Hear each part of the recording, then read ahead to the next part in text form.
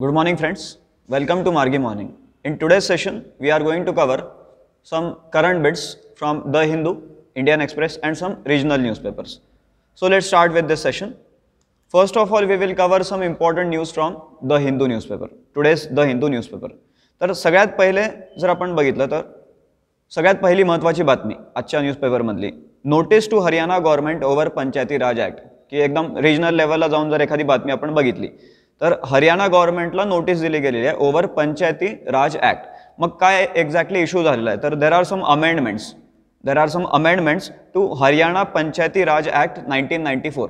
मग त्या अमेंडमेंटमध्ये some issues are there related to reservation of seats. मग त्याच्याबद्दल जे न्यूज आलेली आहे मग त्याच्यामध्ये काय सांगितलं त्यांनी की हरियाणा गव्हर्नमेंटला त्यांनी नोटीस पाठवलेली आहे. मग amendments related to the scheme of reservation section 9, section 59, section 120 of this act. मग हे जे सेक्शन्स आहेत हे कशाशी रिलेटेड आहेत तर it is related to reservation of seats in gram panchayat, panchayat samiti and जिल्हा परिषद. मग आता त्याच्यामध्ये कशा प्रकारे रिझर्वेशन दिलं जाणार आहे मग त्याच्यावरती इश्यू झालेले की वुमेन रिझर्वेशन. मग त्याच्यामध्ये ऑड आणि इवन अशा पद्धतीने त्यांनी नंबर्स दिलेले आहेत की जे ऑड नंबर ऑफ सीट्स आहेत तर ते कोणाला रिझर्व्ह राहतील, इवन नंबर ऑफ सीट्स आहेत ते कोणाला रिझर्व्ह राहतील. मग ह्या सगळ्या कॉन्टेक्स्टमध्ये जर आपण बघितलं की बातमी एकदम रिजनल लेवलची आहे बट जर आपण या कॉन्टेक्स्टमध्ये बघितलं तर important reading can be 73rd constitutional amendment act 1992. मग याचे काय काय फीचर्स आहेत ते आपल्याला बघणं गरजेचं आहे. And Wien you talk about this in UPSC syllabus तर आपल्याला लोकल सेल्फ गव्हर्नमेंट जो टॉपिक आहे GS2 मध्ये तर त्याच्या अंडर आपल्याला ही न्यूज कव्हर करता येईल. At the same time Wien you talk about previous year questions तर PSIR ऑप्शनल याच्यामध्ये मेन्स 2020ला हा क्वेश्चन आला होता की 73rd अमेंडमेंट अँड वुमेन या टॉपिकवरती क्वेश्चन आला होता. And then in mains 2019 also you are having question reservation of seats for women in local self government. मग त्याच्यामध्ये त्याचा इम्पॅक्ट काय आहे, इम्पॅक्ट ऑन पॅट्रियार्कल सिस्टम. तर असा एक मेन्स 2019 मध्ये क्वेश्चन आलेला आहे. So this is about our first news, very important one, Panchayati Raj act. मग पुढे जर आपण बघितलं पुढची बातमी आहे again important one related to India Nepal relations. मग एक न्यूज काय आलेली आहे की India Nepal relations in a new transition. मग त्याच्यामध्ये आपण जर बघितलं दिस इज एडिटोरियल. मग आपण जर एक लिस्ट बनवली very important for your IR paper, एक लिस्ट बनवली की इंडिया नेपाळ रिलेशन त्याच्यामध्ये काय काय महत्त्वाच्या अशा गोष्टी आहेत की ज्या आपल्याला मेन्समध्ये आन्सरमध्ये लिहिता येतील. ॲट दी सेम टाइम जर आपण पुढे जर बघितलं तर इंडिया चायना रिलेशनवरती पण असंच एक एडिटोरियल आलेलं आहे. मग आता ह्याच्यामध्ये काय काय असे मुद्दे आहेत की जे इंडिया नेपाळ रिलेशन्सशी महत्त्वाचे आहेत. मग त्याच्यामध्ये जर बघितलं तर एक निगेटिव्ह साईड जी येते की डिस्प्यूट्स जे चालू आहेत मग त्यामध्ये काला पाणी डिस्प्यूट आहे, सस्ता रिव्हर डिस्प्यूट आहे, हे दोन डिस्प्यूट आहेत. आणि on the other side developmental फेजवरती जर बघितलं आपण तर मोतीहारी आमलेखगंज पेट्रोलियम पाईपलाईन ह्याचं एक काम चालू आहे. त्याच्यानंतर cross border rail connectivity projects are going. मग त्याच्यामध्ये Raxaul Kathmandu broad gauge railway line तर ह्याचं काम चालू आहे. त्याच्यानंतर for seamless movement of people government काय करते तर मग इंटिग्रेटेड चेकपोस्ट आर देर. मग कुठे कुठे आहेत ते इंटिग्रेटेड चेकपोस्ट, एक आहे बिरगुंजला, दुसरा आहे बिराटनगरला आणि तिसरा अजून एक बनतोय त्याचं काम चालू आहे. देन हायड्रो पॉवर प्रोजेक्ट्स मग त्याच्यामध्ये पंचेश्वर मल्टीपर्पज प्रोजेक्ट ह्याच्यावरती काम चालू आहे. And then India is supporting Nepal government in this Pashupatinath riverfront development project also. तर ह्या सगळ्या गोष्टी इथं इंडिया नेपाळ रिलेशनबद्दल आपल्याला दिसत आहेत. मग या केसमध्ये एक आपल्याला फ्रेज जी महत्त्वाची ठरते की रोटी बेटी का रिश्ता आपण जे इंडिया नेपाळ रिलेशनच्या बाबत एक फ्रेज वापरतो, रोटी बेटी का रिश्ता. मग आता ह्याच्यावरती काय काय विचारून झालेलं आहे. In prelims always there are such kind of questions की हायड्रो पॉवर प्रोजेक्ट्स कोणते कुठे आहेत त्याच्यावरती प्रश्न आलेले आहेत. And at the same time you are having mains questions also. मग मेन्स 2003 मध्ये इंडिया नेपाळ रिलेशनवरती एकदा क्वेश्चन येऊन गेलेला आहे. 2004 मध्ये देखील इंडिया नेपाळ रिलेशनवरती क्वेश्चन येऊन गेलेला आहे. Means UPSC is asking what is the progress in these relations India Nepal किंवा इंडिया चायना ह्या अशा फॉर्मॅटमध्ये त्यांनी क्वेश्चन्स विचारून झालेले आहेत. Then moving ahead GS4 ethics in public service. तर ह्या टॉपिकच्या अंडर आपण एक न्यूज कव्हर करू शकतो की जे कॅन्सर केअर पायोनियर नो मोर ह्या हेडिंगच्या खाली जी न्यूज आली होती. मग डॉक्टर व्ही शांता 93 वर्षाच्या होत्या, मग त्यांची डेथ झालेली आहे. मग त्यांचं काय काम राहिलेलं आहे, डॉक्टर व्ही शांता यांचं काय काम राहिलेलं आहे तर मग त्यांनी काय केलेलं आहे की अफोर्डेबल कॅन्सर ट्रीटमेंट. मग त्याच्या रिलेटेड त्यांचं काम आहे की लोकांमध्ये अवेअरनेस क्रिएट करणं की एक्झॅक्टली कशा प्रकारे कॅन्सर हा आजार किती धोकादायक आहे, मग त्याच्याबद्दलचं त्यांचं काम. अँड देन काही ठिकाणी आपण जर बघितलं तर त्यांनी उघडलेले हॉस्पिटल्स, मग त्याच्यामध्ये एक स्टेट ऑफ द आर्ट एक अशा प्रकारचं मोठे हॉस्पिटल्स त्यांनी जे बनवलेलं. मग या सगळ्या कामाशी रिलेटेड जर बघितलं आपण तर पद्मविभूषण त्यांना मिळालेलं आहे, रमन मॅगसेसे अवॉर्ड देखील त्यांना मिळालेला आहे. सो एथिक्स आणि त्याच्यामध्ये पब्लिक सर्व्हिस या हेडिंगच्या खाली आपण ही न्यूज बघू शकतो. ॲट दी सेम टाइम जर आपण जुने जर प्रिलिम्सचे क्वेश्चन बघितले मग त्याच्यामध्ये आपल्याला दिसते की असे महत्त्वाचे काही पर्सनॅलिटीज आणि त्यांनी केलेले काम असं मॅच दी फॉलोविंग टाईपचे क्वेश्चन्स आपल्याला विचारून झालेले आहेत. देन मुव्हिंग अहेड GS3 मध्ये आपण एक न्यूज कव्हर करू शकतो की science and technology developments and दर ॲप्लिकेशन्स एव्हरीडे लाईफमध्ये कसे ॲप्लिकेशन्स आहेत. मग आता दिल्लीची न्यूज आहे, Indira Gandhi international airport new Delhi. मग तिथे जे आहे ते एक सेन्सर बेस्ड सिस्टीम वापरली जाणार आहे की ज्याच्याने सोशल डिस्टन्सिंग एन्श्युअर करता येईल. मग त्याचं नाव काय आहे तर त्यांनी दिलेलं आहे की जोविस XOVIS PTS, जोविस PTS ह्या त्या सिस्टीमचं नाव आहे. It is a Q management system which generates alert on over crowding. मग आता ह्याच्यामध्ये जर आपण बघितलं तर मेन्सला वेगवेगळ्या इयर्समध्ये क्वेश्चन्स विचारून झालेले आहेत की एक्झॅक्टली कशा प्रकारे सायन्सचा वापर तुम्हाला करता येतो, टेक्नॉलॉजीचा वापर तुम्हाला करता येतो एव्हरीडे लाईफमध्ये. मग त्याच्यामध्ये बायोमेट्रिक ATMsवरती क्वेश्चन आलेला आहे, DNA फिंगरप्रिंटिंगवरती क्वेश्चन आलेला आहे. देन बायो इन्फॉर्मॅटिक्स ह्याचा अर्थ काय होतो असा एकदा क्वेश्चन विचारला होता. So they are routinely asking such kind of questions in your prelims as well as mains exam. Then moving further पुढची बीट आहे ती आहे India and its neighbourhood relation बद्दल. GS2 मधला आपला जो टॉपिक आहे मग त्याच्यामध्ये वॅक्सिन डिप्लोमसी या हेडिंगच्या खाली ती न्यूज आहे. वॅक्सिन डिप्लोमसी, मग India to fly out vaccines to neighbours. मग त्याच्यामध्ये आपण जर बघितलं तर पहिली बॅच जी आहे Covid vaccine, they are talking about Covid vaccine, तर पहिली बॅच जी आहे ती भूतान आणि मालदीवला जाणार आहे. मग त्या केसमध्ये आपले जे एक्सटर्नल अफेअर्स मिनिस्टर आहेत त्यांनी एक स्टेटमेंट केलेलं आहे की फार्मसी ऑफ दी वर्ल्ड जे इंडियाला म्हटलं जाते, it will deliver to overcome the COVID challenge. Pharmacy of the world आपल्याला जे म्हटलं जाते. मग हे सगळं जे चालू आहे तर हे आपल्या कोणत्या इनिशिएटिव्हच्या अंडर चालू आहे तर it is our neighbourhood first initiative, त्याच्या अंडर हे सगळे कामं आपले चालू आहेत. मग आता ह्या सगळ्या गोष्टी जेव्हा होत आहेत वॅक्सिन डिप्लोमसी, तर आपलं जे नीती आयोग आहे थिंक टँक आपला जो आहे, मग नीती आयोगचा ह्याच्यामध्ये काय रोल असतो तर आपल्याला इथं दिसते की नीती आयोगचे जे मेंबर्स आहेत, मग विनोद पॉल नीती आयोगमधले मेंबर आहेत विनोद पॉल, मग ते जे आहेत त्या कमिटीला हेड करतायत की जे पूर्ण हे डिस्ट्रीब्युशनला एक ओव्हरसी करणार आहे. So heads the committee overseeing the distribution, Vinod Paul. NITI आयोगचा काय रोल आहे याच्यामध्ये मग ते आपल्याला दिसेल. मग तो कीवर्ड आपल्यासाठी महत्त्वाचा आहे की वॅक्सिन डिप्लोमसी कीवर्ड आपल्यासाठी महत्त्वाचा आहे. मग याच्यावरती वेगवेगळ्या वर्षी प्रश्न देखील विचारून झालेले आहेत की 2008 मध्ये क्वेश्चन होता, एक शॉर्ट नोट लिहायला सांगितलं होतं इंडिया भूतान रिलेशनवरती, मग त्याच्यामधला हा एक अँगल आपल्याला त्यामध्ये ॲड करता येऊ शकतो. 2009 मध्ये इंडिया भूतान ट्रेड ह्याच्यावरती एक स्पेसिफिक क्वेश्चन आलेला आहे मेन्समध्ये. 2013 मध्ये एक इंडिया मालदीव्स रिलेशनवरती क्वेश्चन येऊन गेलेला आहे. सो इंडिया आणि त्याचे नेबरहुड्स कोण कोण आहेत, मग आपल्याला आपले जे शेजारी देश आहेत त्यांच्याबद्दल आपल्याला एक नोट तयार करून ठेवणं गरजेचं होतं की वेगवेगळ्या देशांसोबत आपले कसे कसे इंटरनॅशनल रिलेशन्स आहेत. देन काही जर मायनर बिट्स जर बघितले की जे आपल्याला प्रिलिम्ससाठी कामात येऊ शकतात की यमुना पोल्युशनवरती आज न्यूज आलेली आहे द हिंदूमध्ये, यमुना रिव्हर पोल्युशन. मग ते का बरं होते पोल्युशन, मग काय काय फॅक्टर्स आहेत त्याचे, मग यमुना नदी कुठून कुठून जाती, आग्रा आहे, दिल्ली आहे, तर तशा प्रकारचे बातम्या ज्या आहेत ते आपल्याला बघून ठेवणं गरजेचं आहे. Then there is another news related to S-400. S-400 काय आहे मग रशियाकडून जे आपण घेतोय S-400, it is long range air defence system. त्याच्याबद्दलही आपल्याला आजच्या पेपरमध्ये त्यांनी मेन्शन केलेलं आहे. देन मुव्हिंग फर्दर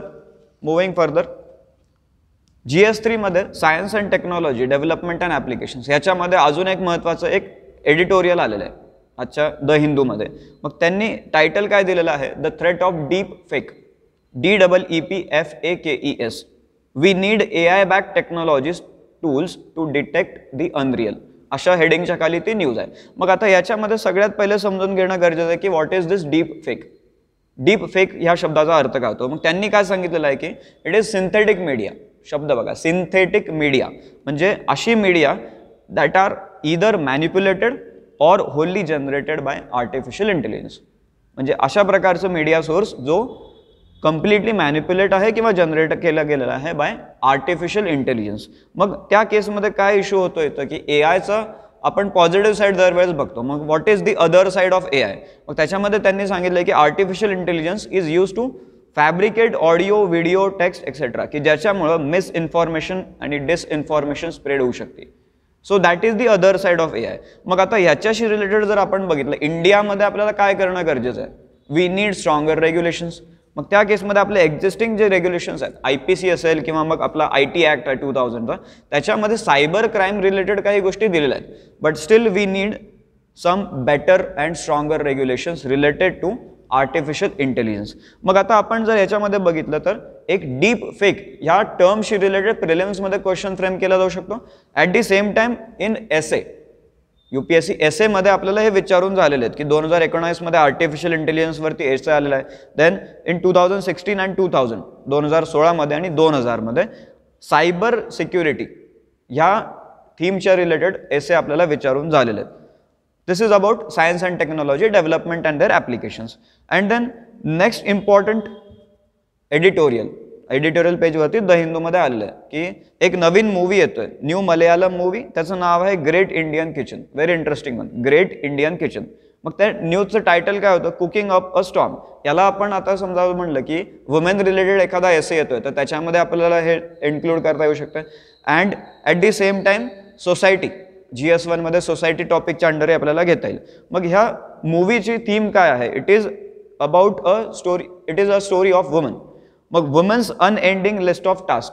मग घरी काम करत असताना जे किचनमध्ये कामं जे करतायत वुमन, मग त्यांच्याबद्दलचं एक थीम आहे ती त्या पूर्ण मूवीची. की मग त्यांनी काय सांगितलंय की ते जे काम करतायत, मग ते घरामध्ये जे काम करतायत, मग त्याला फ्रेजेस वापरला गेलेला आहे सुरुवातीला की हॅपी लेबर आहे किंवा लेबर ऑफ लव्ह आहे.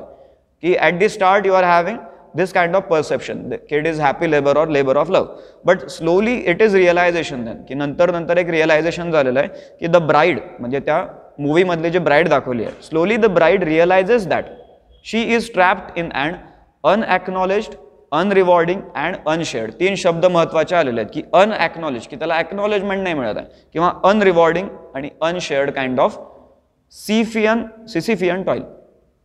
मग त्याच्यामध्ये सिसिफियन या शब्दाचा अर्थ काय होतो? Unending. Sisyphean means something which is unending. तर अनएंडिंग काइंड ऑफ हार्डवर्क की जे करतच राहावं लागतंय. तर अशा प्रकारच्या ट्रॅपमध्ये ती वुमन जी आहे ती अडकलेली आहे, असं त्या पूर्ण मूवीची ती थीम आहे, ग्रेट इंडियन किचन.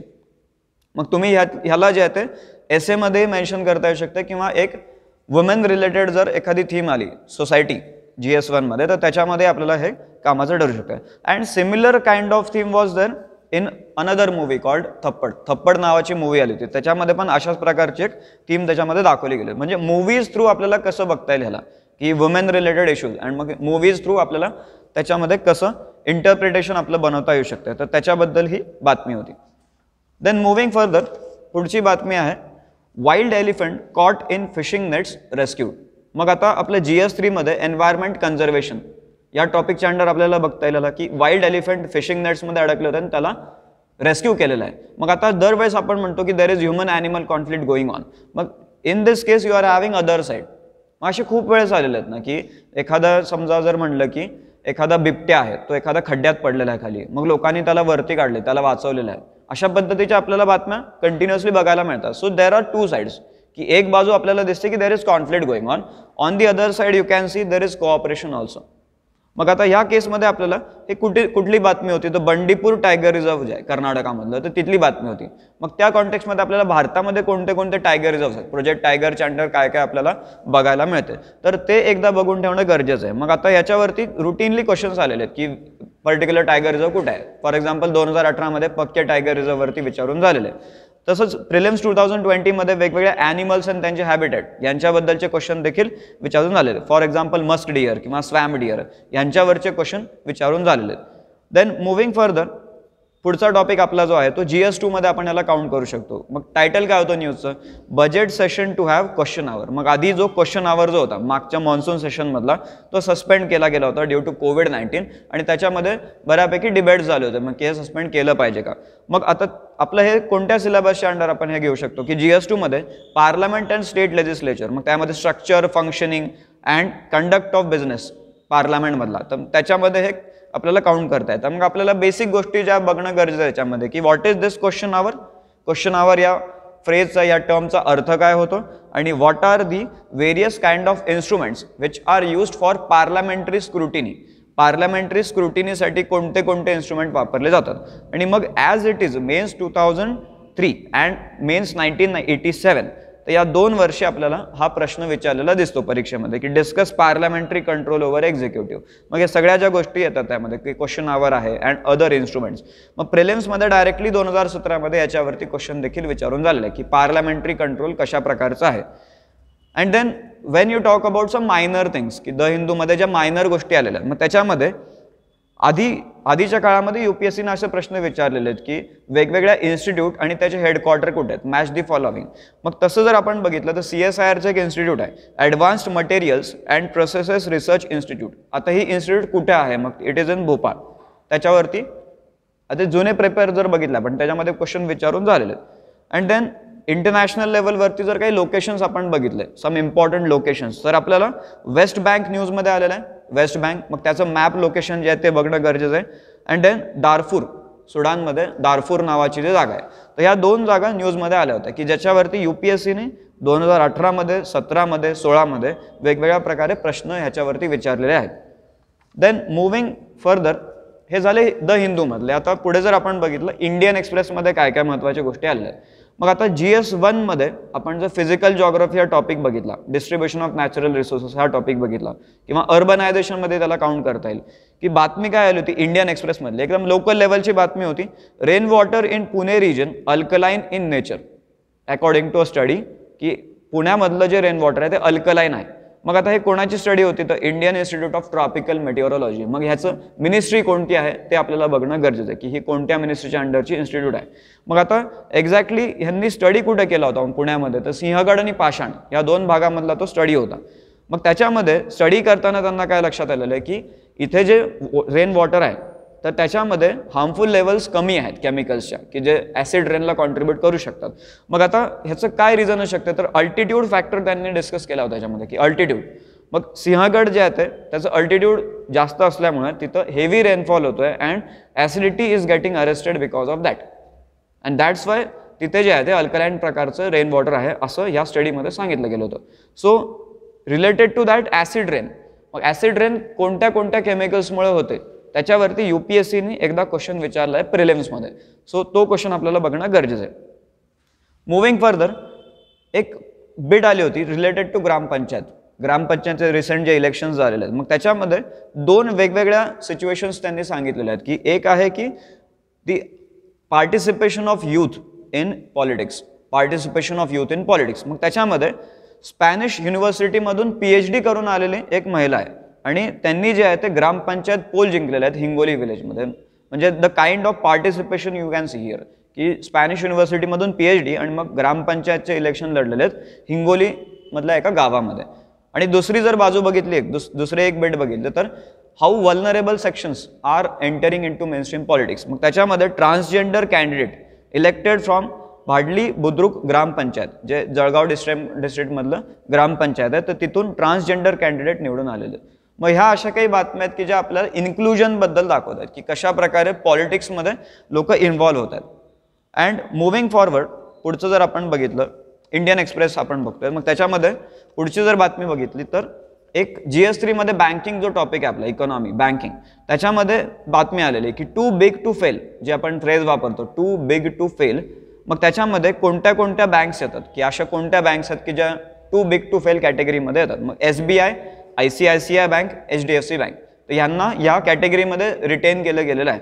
मग ही लिस्ट कोण काढते, ज्याला आपण फेमसली काय म्हणतो domestic systematically important banks, DSIB. मग ही लिस्ट कोण काढते तर रिझर्व्ह बँक ऑफ इंडिया काढते. मग एक्झॅक्टली ह्या DSIBचा अर्थ काय होतो, what is the meaning of this. मग त्याच्यामध्ये त्यांनी सांगितलेलं की a bank or company that is so entwined in the economy that its failure would be catastrophic, की ह्या आपण अफोर्ड नाही करू शकणार की हे एवढं जर मोठ्या बँकेचं फेल्युअर झालं तर. मग त्या केसमध्ये आपल्याला प्रिलिम्समध्ये हा क्वेश्चन येऊ शकतो की हे जे लिस्ट आहे DSIBची लिस्ट आहे ती कोण काढते, रिझर्व्ह बँक ऑफ इंडिया काढते, किंवा या DSIBच्या लिस्टमध्ये कोणत्या कोणत्या बँक्स इन्व्हॉल्व्ह आहेत. मग SBI, ICICI बँक आणि HDFC बँक ह्या 3 बँकांची नावं आपल्याला तिथं दिसत आहेत. Now next again something which is important for your prelims exam. मग त्याच्यामध्ये नॅशनल स्टार्टअप ॲडवायझरी काउन्सिल आलेली आहे. नॅशनल स्टार्टअप ॲडवायझरी काउन्सिल हे 2020 मध्ये क्रिएट केले गेलेली काउन्सिल आहे. मग हे कोणी बनवलेली आहे? It is constituted by department for promotion of industry and internal trade, very famous department. तर त्यांनी 2020 मध्ये हे कॉन्स्टिट्यूट केलेलं आहे. मग ह्या काउन्सिलचे चेअरमन कोण आहेत? Commerce minister is chairman of this council. मग असे क्वेश्चन आपल्याला प्रिव्हियस इयरमध्ये पण दिसतील UPSC की अशा प्रकारचं आधीही विचारून झालेलं आहे प्रिलिम्समध्ये की वेगवेगळ्या नवीन बॉडीज बनत आहेत, नॅशनल बॉडीज, आणि त्यांच्याबद्दलच्या डिटेल्स प्रिलिम्समध्ये विचारला गेलेल्या आहेत. तर हे झालं इंडियन एक्सप्रेसमधल्या काही महत्त्वाच्या बातम्या. आता आपण जर काही रिजनल लेवलला बातम्या बघितल्या तर महाराष्ट्र टाइम्समध्ये बातमी आलेली आहे रिलेटेड टू सुभाषचंद्र बोस. आता बर्थ ॲनिव्हर्सरी आहे आणि त्याला पराक्रम दिवस म्हणून सेलिब्रेट केलं जाणार आहे. मग त्या न्यूजमध्ये तिथल्या लोकल पेंटिंग्स आहेत बेंगॉलमधल्या, पाटुआ पेंटिंग, त्यांच्याबद्दलची माहिती दिली होती. मग हे एक्झॅक्टली कुठे कुठे आहेत पाटुआ पेंटिंग? तर वेस्ट बेंगॉलमध्ये आहे, बिहारमध्ये आहे आणि झारखंडमध्ये आहे. मग असं आपलं जर प्रिव्हियस इयर क्वेश्चन बघितले तर आपल्याला पेंटिंग्सवरती बऱ्याच वेळेस क्वेश्चन विचारून झालेले आहेत. फॉर एक्झाम्पल 2018 मध्ये बनी ठाणी कोणत्या स्कूल ऑफ पेंटिंगच्या अंडर आहे असा प्रश्न विचारला गेला आहे. त्याच्यानंतर मुघल पोर्ट्रेट पेंटिंगवरती 2019 मध्ये प्रश्न आहे. कलमकारीवरती प्रश्न विचारून झालेला आहे. त्याच्यानंतर 1995 again there is question on Mughal painting. तर अशा प्रकारचे क्वेश्चन विचारून झालेले आहेत in prelims as well as in mains also. एक पेंटिंग या थीमवरती आपल्याला क्वेश्चन एक्सपेक्ट केला जाऊ शकतो. जसं 1989, 1990 या जुन्या काळामध्ये असे थीमॅटिक क्वेश्चन्स विचारून झालेले आहेत. And at the same time you are having something related to Subhash Chandra Bose की हिस्ट्रीमध्ये कोणत्या कोणत्या महत्त्वाच्या पर्सनॅलिटीज आहेत आणि त्यांचं काय कॉन्ट्रीब्युशन राहिलेलं आहे त्याच्यावरती आपल्याला कंटिन्युअसली प्रश्न विचारून झालेले आहेत. And something related to INA trial also they have asked की मेन्स 1989 मध्ये INA ट्रायल्सवरती क्वेश्चन विचारून झालेलं आहे ज्यामध्ये सुभाषचंद्र बोस यांचा रोल काय आहे तर त्याच्यावरती आपल्याला क्वेश्चन विचारून झालेला आहे. आणि हीच बातमी आपल्याला द हिंदूमध्ये पण कव्हर झालेली दिसते की सुभाषचंद्र बोस त्यांची जी ॲनिव्हर्सरी आहे, बर्थ ॲनिव्हर्सरी, आता पराक्रम दिवस म्हणून सेलिब्रेट केला जाणार आहे. त्याच्यानंतर पुढचं जर आपण महत्त्वाची न्यूज बघितली महाराष्ट्र टाइम्समध्ये आलेली की something related to case study in ethics. मग त्याच्यामध्ये आपण GS3 डिझास्टर मॅनेजमेंटमध्ये हे काउंट करू शकतो. मग आता आपण जर बघितलं वेगवेगळ्या प्रकारचे फायर ॲक्सिडेंट होत आहेत. मग त्याच्या रिलेटेड ही न्यूज आहे की अग्निसुरक्षा, महाराष्ट्र टाइम्समध्ये आलेली ही न्यूज आहे. अग्निसुरक्षा, फायर सेफ्टी, त्याच्याशी रिलेटेड आपल्याला काय काय असे महत्त्वाचे स्टेप्स घेणं गरजेचं आहे किंवा काय काय घेतलं गेलेलं आहे. मग त्याच्यामध्ये त्यांनी काय काय सांगितलं आहे? पहिलं एक आहे नॅशनल बिल्डिंग कोड आहे, नॅशनल बिल्डिंग कोड, आणि त्याच्यामध्ये एक वेगळा अग्निसुरक्षा विभाग असणं गरजेचं आहे. हा पहिला मुद्दा झाला. त्याच्यानंतर मग दुसरा एक मुद्दा जो सांगितला त्यांनी की fire safety related smoke detection यंत्रणा असली पाहिजे, स्मोक डिटेक्शन यंत्रणा. तिसरा मुद्दा काय सांगितला की जे केस स्टडीमध्ये आपल्याला सोल्युशन लिहायला कामात येऊ शकते. तिसरा मुद्दा काय सांगितलाय की सार्वजनिक इमारतीमध्ये कुठल्याही जागेपासून जास्तीत जास्त 75 फुटावरती बाहेर उघडणारा दरवाजा असावा. मग हे एक आपण एक सोल्युशन म्हणून दाखवू शकतो. हे त्याच्यानंतर अजून एक मुद्दा जो सांगितला की शॉर्ट सर्किट टाळण्यासाठी उच्च दाबाच्या विद्युत वाहिनी लोखंडी पाईपमधून टाकणे आवश्यक. तर हे काही आपल्याला काही सोल्युशन त्यांनी सांगितलं या आर्टिकलमध्ये की रिजनल लेवलवरती आपण जाऊन जर बघतोय तर केस स्टडीमध्ये आपल्याला असे बऱ्याच वेळेस केस स्टडी आलेले आहेत की एखाद्या बिल्डिंगमध्ये जर फायर ॲक्सिडेंट झालेला आहे मग ॲज अ सिव्हिल सर्वंट किंवा मग as a common person what steps you will take. मग त्याच्यामध्ये हे सगळ्या गोष्टी तिथं आलेल्या आहेत. मग पुढे जर आपण बघितलं की रोल ऑफ NGO, पुढचं जर काही 2-3 न्यूज आलेल्या ह्याच्यामध्ये की रोल ऑफ NGO की वेगवेगळ्या लोकल लेवलवरती NGOज ज्या ज्या वेगवेगळ्या फील्डमध्ये काम करतात. मग त्यांच्याबद्दल आपण जर एक्झाम्पल्स बघितलं तर साथी नावाचं महाराष्ट्रामधलं एक NGO आहे. साथी नावाचं महाराष्ट्रामधील एक NGO आहे. मग त्या NGOचे कामं काय काय आहेत ते आपल्याला बघणं गरजेचं आहे. त्याच्यानंतर मग अजून बाकीचे NGOज जे इथं नावं दिलेले होते की अनाम प्रेम नावाचं एक NGO आहे की जे दिव्यांगांसाठी काम करते. त्याच्यानंतर जनसेवा फाउंडेशन, मग ह्यांचं काम काय की रस्त्यावरील मुलांच्या निवास व शिक्षणासाठी केलेली व्यवस्था त्यांनी. तर आता आपल्याला हे थीमॅटिक बेस्ड जर आपण करून ठेवलं की एज्युकेशन बेस्ड NGOज आहेत, हेल्थ रिलेटेड NGOज आहेत, मग असं वेगवेगळ्या सेक्शनमधल्या वेगवेगळ्या सेक्टरमधल्या NGOज आहेत त्यांचे एक्झाम्पल जरी आपण प्रिपेअर करून ठेवले तर ते आपल्याला मेन्समध्ये मेन्शन करण्यासाठी हँडी ठरू शकतील. मग त्याच्यानंतर अजून जर बघितलं तर page number 5 of this Maharashtra time त्याच्यामध्ये GS1 कल्चर रिलेटेड न्यूज आहे की शिखांचे 10वे गुरु गोविंद सिंग त्यांच्याबद्दलची बातमी होती. मग या अशा बातम्या रुटीनली येत राहतील की सिख गुरुज, मग त्यांच्यामध्ये आपण जर पहिले आणि 10वे, 1st to 10th हे 10 जे सिख गुरु आहेत त्यांचे काय काय कामं राहिलेले आहेत. मग खालसा आर्मी कोणी चालू केलेली आहे, लंगर कोणी चालू केलेलं आहे, किंवा मग ते गोल्डन टेम्पल कोणी एस्टॅब्लिश केलेलं आहे, गुरुमुखी स्क्रिप्ट कोणाची आहे. तर हे वेगवेगळे जे बिट्स आहेत की सिख गुरु आणि त्यांनी केलेले काम, तर त्यांच्याबद्दलच्या गोष्टी आपल्याला बघून ठेवणं गरजेचं आहे. Because in prelims always they will ask you such kind of questions की 1996 मध्ये प्रिलिम्सचा क्वेश्चन जर बघितला तर सिख गुरु आणि त्यांचे काम काय काय आहेत. 2004 मध्ये similar kind of question was there.